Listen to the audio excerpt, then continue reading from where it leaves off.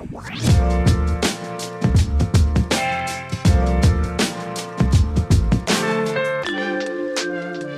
to the 98 Central podcast. We're talking about growing a business, working in media, and building a team that we love.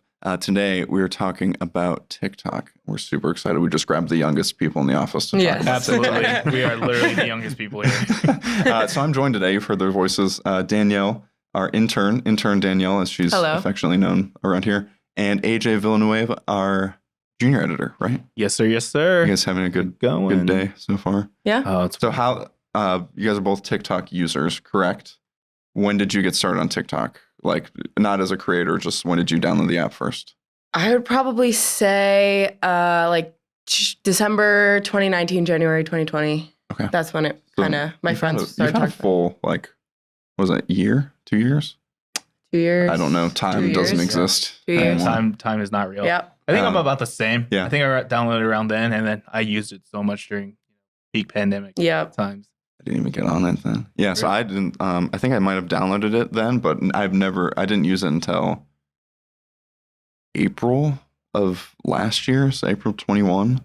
And that was because of work. One of the accounts at the place I was working they had a TikTok account. And then once we started here, obviously we do social media production, so I had to get into the weeds of TikTok, and what a fascinating platform. So we're hoping to talk about how brands can get started on TikTok today, and it can feel like a daunting task, really, but it's not. It's not super complicated, and there's a lot of benefits. So, so let's start talking about why so many brands, why so many people really use TikTok. So one of the unique things about it is that it's really the first major social media platform that started in a foreign country, started in China, and then worked its way west towards the US. So along that sweeping path, it's picked up a really diverse and massive audience. So it's that makes it unique from American social media companies, where they've all started, pretty much in Silicon Valley and then worked their way around the world. So most of the audience, not all of it, of course, but most of the audience is American, English-speaking. Instagram has a really huge European audience. But what else is so great about TikTok, Danielle? Well, there's a younger demographic. So for the first time, kind of brands can market themselves towards that younger demographic, which is more Gen Z. Mm-hmm. So my generation.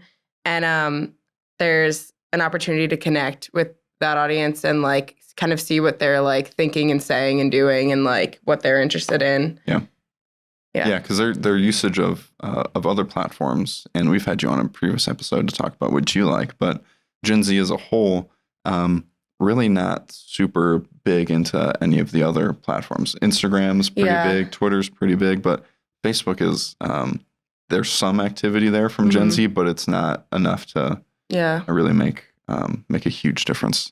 AJ, what else is so great about TikTok?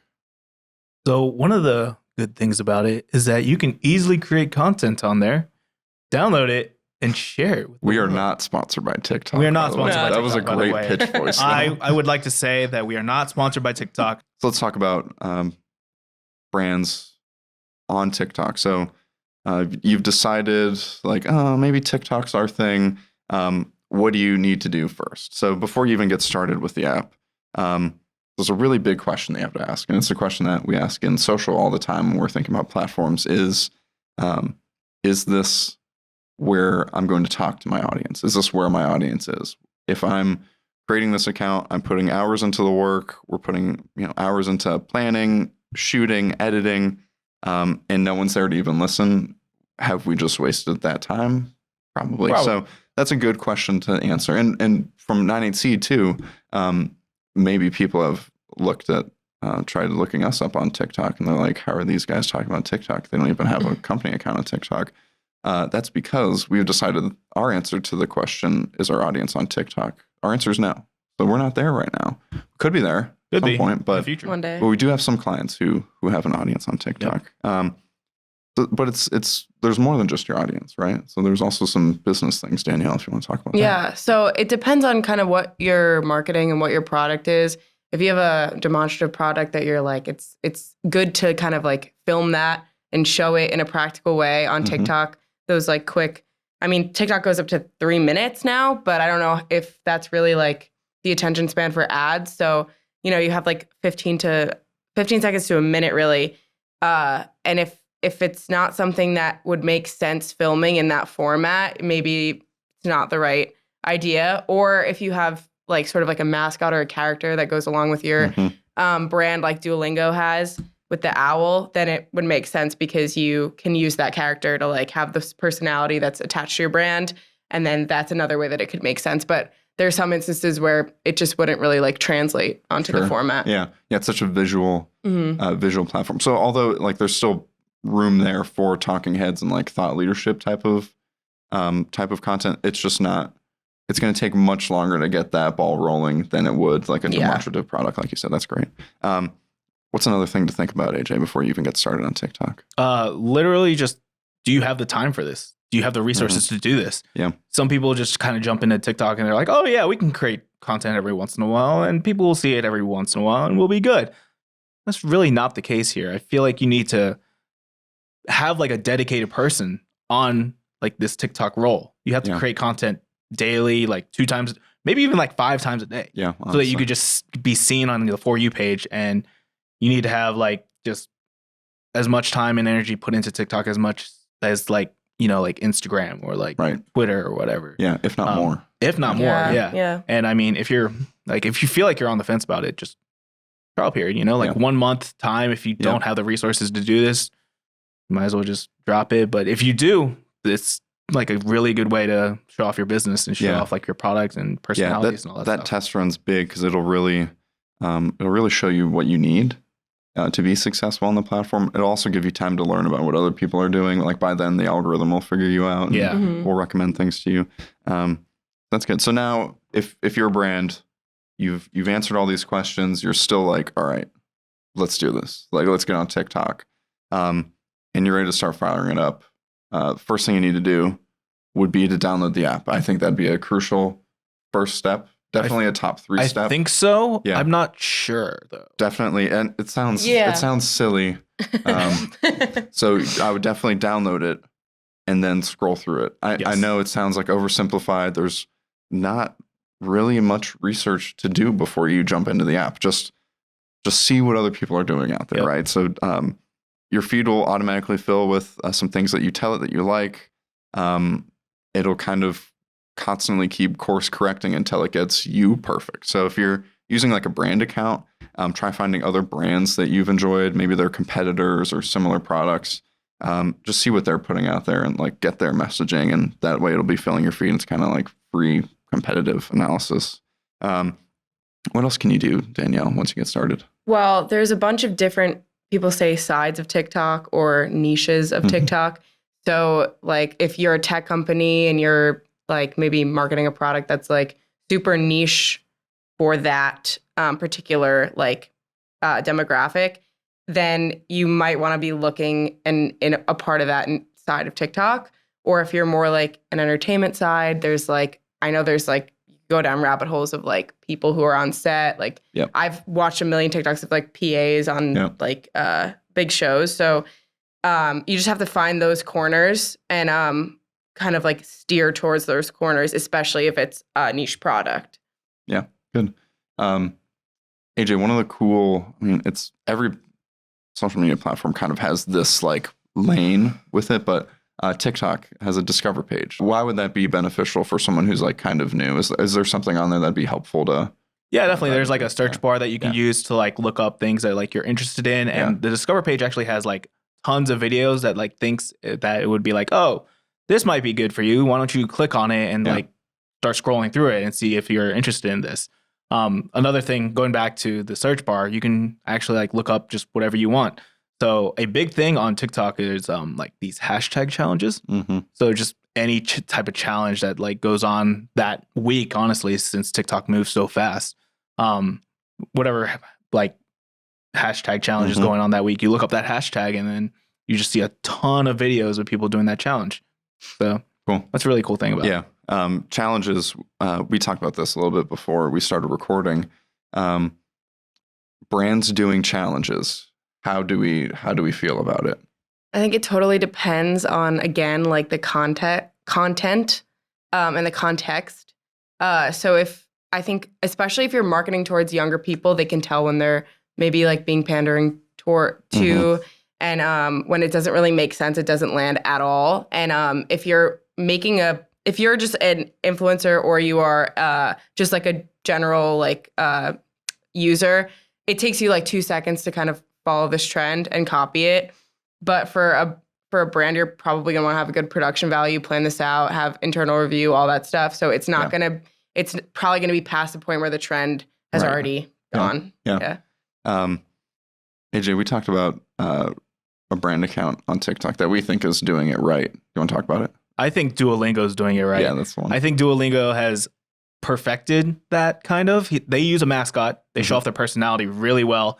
And I think that drives a lot of people to be like, oh, Duolingo, that's kind of cool. I know about it. Yeah. And they view the TikToks and they're like, what? This is insane. Like, this is so cool. This is so awesome. Right. Well, the subtlety in it, and I think what makes it so effective is they use the app like a user would use the app. Yes. And they can kind of, it's seamless almost. You can, if you're scrolling and Duolingo might as well be like your friend who's making TikToks. Exactly. It just feels really natural. And I think another brand that's doing it really well is the NBA. Yeah. I think they do a lot of like, just like they feature their like stars prominently on the app, and they are just normal people. Like, that's the big selling point with the NBA, is that it's just all like, we're just normal dudes playing ball. Yeah. Like, it's just really cool to see like, oh yeah, there's a human aspect to the NBA instead of it just being a big conglomeration of owners and massive millionaires. Yeah, their NBA is doing media correctly on all platforms. They're doing such a good job. So the challenges, they're great in terms of like getting in front of more people if you use it correctly. But I think a big like word of wisdom here to brands is don't make that the central part of your identity on TikTok. I think the more that you can develop your own personality, like be your own brand, I think that makes, when you do decide to do those challenges, it makes them a little bit more impactful because it's your personality, your brand's personality doing them. It's not your brand doing it. And it's just, it can feel like, I think the word is probably cringe. Yeah. Totally cringe, right? Totally cringe. Totally cringe. Cringe. So what's the last thing to do to get started on TikTok? You're comfortable with the app. You know the Discover page. You've got your feed kind of figured out. Go ahead and make that first video. Go ahead and make that first post. You can just download a generic video from, if you're using Canva, just download a generic video, plug it into the app. Like, get used to the way it edits, like get used to adding sound, get used to searching through sound, get used to adding text and transitions. That's the best way to do it. Don't let the fear of like someone seeing this and being like, oh, what the heck is that? Stop you from getting out and doing it. It's the easiest way to get started is to just get started. It doesn't have to be the fanciest, glossiest production right away. Just get used to the tools, and then from there, just use your strategy. Keep everything in line. If you have brand guides, can really help with voice here. I mean, I think we'd all maybe kill for Duolingo's brand guidelines. 100%. It just seems fun, but that's not the reality for all brands. Yeah. So figure out your brand guides, what kind of content makes sense for you, and have fun. I guess TikTok's all about having fun. There are some, you can get down some dark channels, dark paths there, but the most part, this is an oversimplification, but like when I think TikTok, I think like dancing, right? Yeah. Like, what's more fun than dancing? Exactly. For me personally, it's a nightmare, but like it just spreads joy. Cool. Don't give up. Yeah. Don't give up either. That's a good one. Just like sometimes your content won't hit. Yeah. It's a slow burn. And it's for social media managers like that have started a page. You know this. Like, you know that it'll take a while to figure out your rhythm, figure out where your audience is, figure out what they like, because very seldom do you have an idea of what kind of content you're going to make and that it actually lands. And it's just, it sounds bad to admit out loud, but you just kind of, it's all about changing and moving on the fly. So absolutely. That was TikTok. I hope everyone who is listening or watching or both decides to get on TikTok, because we'd love to see what you're putting out there. Yeah. So guys, what are we digging this week? Danielle, what are you digging? Okay. Well, I'm a huge Spotify person. I'm a huge music person. Always looking for new stuff. I recently, I would say in the past year, got into Mitski, and her new album called Laurel Hell came out, and I have been listening to it. What a name! I don't really know what that means, but I can't. It's very 80s influenced, but she's sort of her own genre. A lot of people kind of say, she's very loved by music critics. So I try to be oh yeah, I get it because I have really good She's music critically taste. acclaimed. Yeah. So I Not a like big her. deal. Yeah. So that album I think I've been listening to every day. Cool. Yeah. Do you like the 80s? Do you like the 80s? Yeah. Yeah. Do you know Carolyn Kingsbury? No. I'll put you on. Please. It's nice. Please. It's nice. Go ahead, AJ. What I you see digging? on Twitter that Mitski stands are depressed. Yeah. Are you that? Do we need to talk about this? No, This is an offline conversation. but here's the thing: is that a lot of her old stuff is more depressing, but this album, she was I'm not. That's not the vibe. So I like this album a lot. Okay, but it's not the vibe. Gotcha. All I have to say is good for her. Good for her. Good for her for getting the help that she obviously needed. Good for 100%. Mitski. Good for Mitski. 100%. AJ, what you digging? I am currently digging this new Pokemon game that came out. It's called Pokemon Legends Arceus, I think. Yeah. And it's not like any other Pokemon game that I've seen. I've been playing it in the office, every lunch break. People will walk by and they'll see He's me not play. getting any work done. That's her problem. No. It's a fun game. If you have a Switch, I would recommend buying it. All of a sudden, I have a lot more tasks to do with editing. Interesting how that works out. Let's see, what have I been digging? I'll go video games too, actually. This is a curvefall. I didn't say this before. We were talking about Rocket League in the office last week, 2 weeks ago. I fired it up right after I got home from work that day. I think it was a Friday, and I played until 3 a.m. Well, I said I was gonna play until I lost. Yeah. And not to brag, but from 8 to 3, I didn't lose. It Ooh, was insane. I was on a I'm heater. so jealous, dude. It was crazy. Oh yeah, that's great. All right, well that's all we 8 got. to 3 is a long time. Yeah, it was probably probably closer to 2. Still, it wasn't good. No, Still a long time. it's once you get past a certain age, it's once you stay up past midnight, it's like the Gremlins, right? Yes. You just are dead for the next however long. Oh, for sure.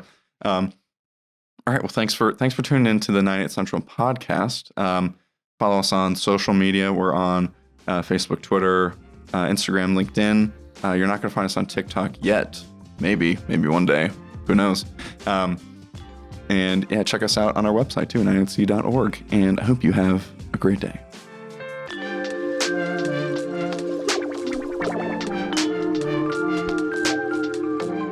Can you try to do the intro right now? We don't have Welcome to the 98 Central podcast, where we talk about 3 things: working in media, That is one of them. building a career.